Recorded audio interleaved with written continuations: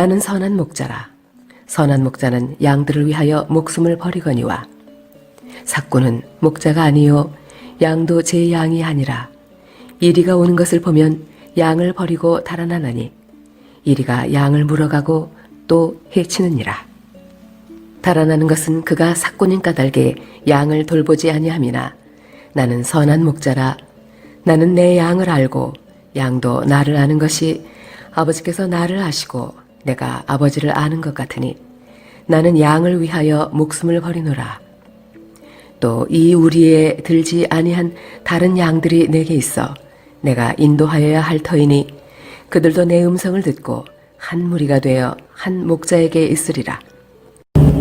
조선의 14대 왕은 선조입니다. 그가 왕위에 있는 동안에 일본이 명나라를 공격하겠다는 명분을 가지고 우리나라에 쳐들어옵니다. 그게 유명한 임진왜란이죠.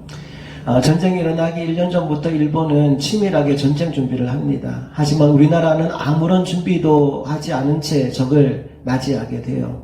결국 부산을 함락한 왜군은 파국지세로 한양까지 치고 올라옵니다. 올라와 보니까 황당한 일이 벌어져요. 왕이 없는 겁니다. 어디 갔을까요? 궁궐을 버리고 개성으로, 평양으로, 의주로 계속 도망을 다닌 겁니다.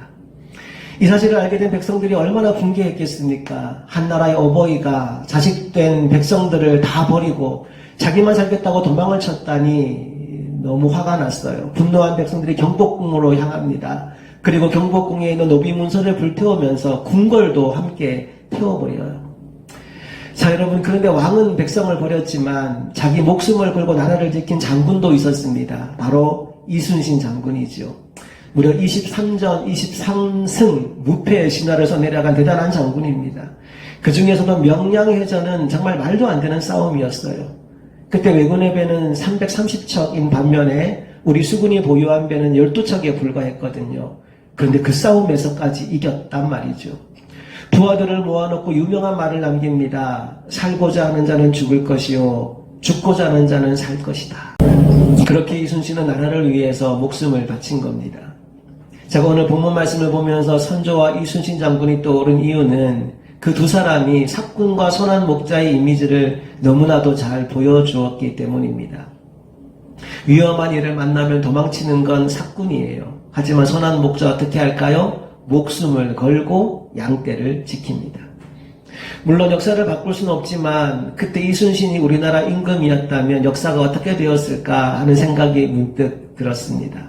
그러면서 리더가 얼마나 중요한가, 지도자가 얼마나 중요한가라는 생각을 다시금 해보게 되었습니다.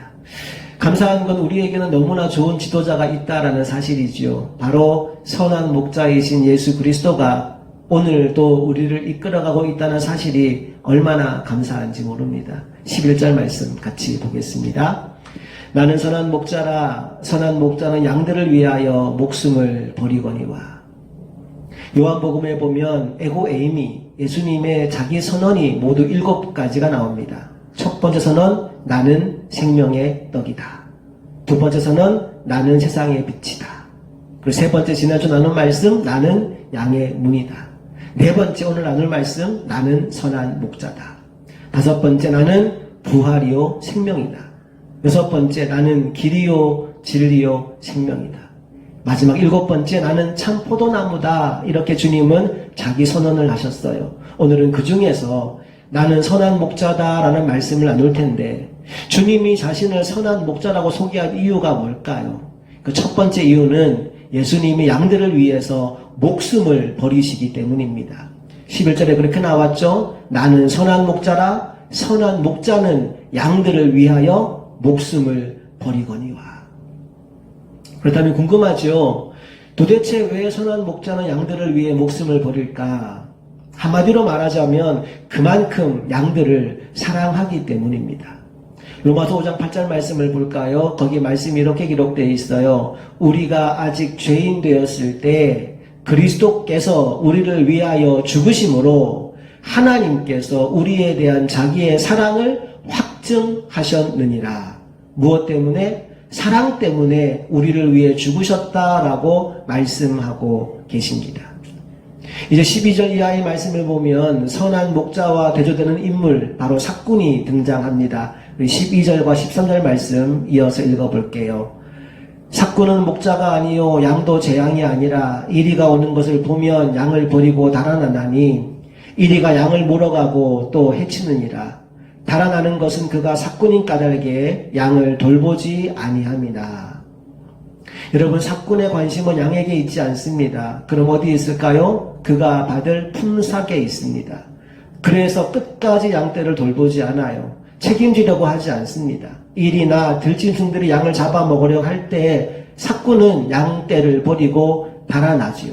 반면에 선한 목자는 관심이 양에게 있습니다. 그래서 양을 위해 목숨을 걸고 싸웁니다. 바로 양들을 향한 책임감과 사랑 때문입니다. 사랑하는 여러분, 예수님이 여러분을 사랑하십니다. 자신의 생명을 바칠 만큼 여러분들을 사랑하십니다. 실제로 십자가에서 저와 여러분을 위해 대신 죽어주셨습니다. 이보다 더 선한 목자가 어디 있겠습니까? 그분을 잘 따라가는 저와 여러분 될 수 있기를 간절히 바랍니다. 계속해서 14절 말씀을 보면 예수님이 선한 목자일 수밖에 없는 두 번째 이유가 나옵니다. 14절 읽어볼게요. 나는 선한 목자라 나는 내 양을 알고 양도 나를 아는 것이. 여러분, 누가 선한 목자일까요? 자신의 양을 아는 사람입니다.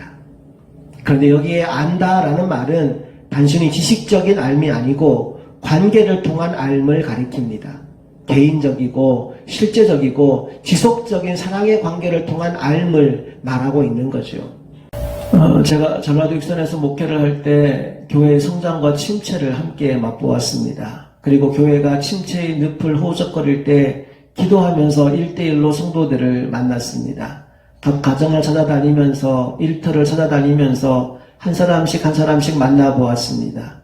정말 일주일 내내 성도들을 찾아다니고 그렇게 만났어요. 그때 제가 깨달은 게 있습니다.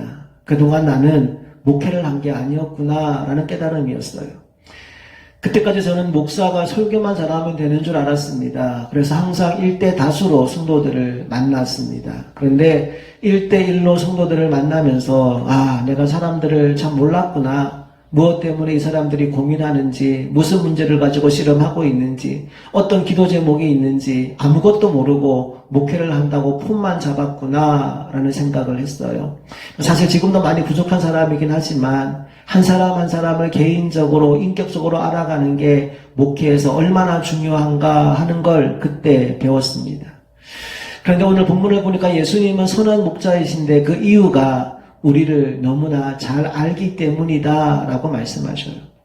특별히 15절을 보면 이 안다는 말이 목숨을 버린다는 말과 연결되어서 나옵니다. 14절 15절을 읽어볼게요. 나는 선한 목자라 나는 내 양을 알고 양도 나를 아는 것이 아버지께서 나를 아시고 내가 아버지를 아는 것 같으니 나는 양을 위하여 목숨을 버리노라. 여기 보십시오. 안다는 것과 목숨을 버린다는 말이 같이 나오잖아요.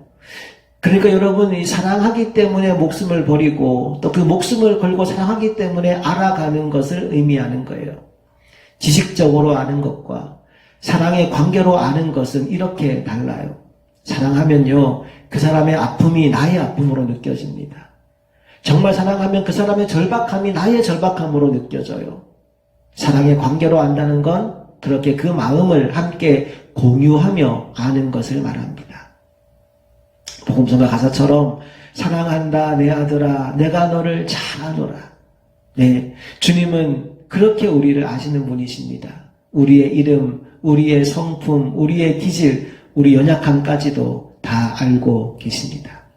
마태복음 10장에 보면 30절에 이런 말씀이 나와요. 너희에게는 머리털까지 다 세신 바가 되었나니. 여러분, 이게 진짜 우리 머리카락 개수를 세고 계신다라는 의미라기보다는 그만큼 자상하고 세밀하게 우리를 알고 계신다라는 의미입니다.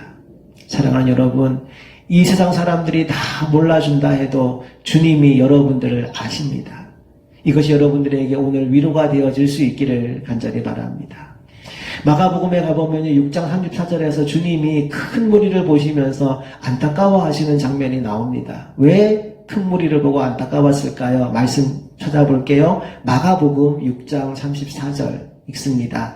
예수께서 나오사 큰 무리를 보시고 그 목자 없는 양 같음으로 인하여 불쌍히 여기사 이에 여러 가지로 가르치시더라. 주님이 왜 안타까웠다고요? 우리가 목자 없는 양같이 있을 때 안타까워 하신대요.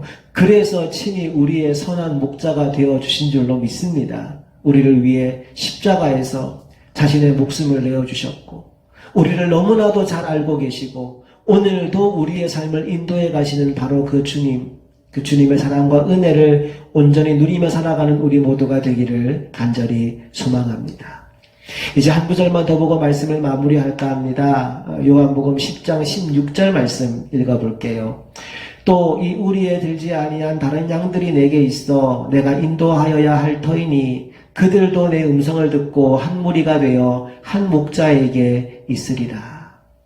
여기 우리에 들지 않은 양들이란 이방인들을 가리키는 겁니다. 주님은 지금 이방인들까지도 복음이 전파되어서 예수 그리스도를 믿게 될 그날을 내다보고 계시는 거죠. 특별히 이 주님의 마음은 마지막 제자들에게 남기신 지상 명령에도 담겨 있습니다. 마태복음 28장 19절 20절 말씀 보십시오. 그러므로 너희는 가서 모든 민족을 제자로 삼아 아버지와 아들과 성령의 이름으로 세례를 베풀고 내가 너희에게 분부한 모든 것을 가르쳐 지키게 하라. 볼지어다 내가 세상 끝날까지 너희와 항상 함께 있으리라.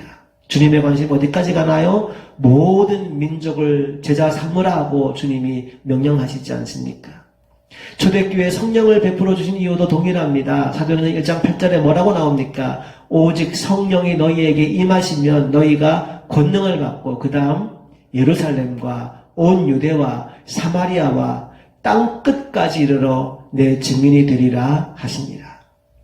여러분, 주님의 관심은 우리 안에만 있지 않습니다. 우리 밖에 있는 양들, 잃어버린 양들에게도 주님은 깊은 관심을 가지고 있습니다. 왜냐하면 그 양들도 궁극적으로는 주님의 돌봄이 필요한 주님의 양들이기 때문입니다. 이제 주님은 그 양들을 인도하는 사명을 저와 여러분에게 또 우리 교회들에 맡겨주셨습니다. 하나님 나라가는 그날까지 그 사명 잘 감당하는 우리 모두가 될 수 있기를 간절히 소망합니다. 함께 기도하겠습니다. 좋으신 주님, 우리의 선한 목자 되어주심에 감사합니다.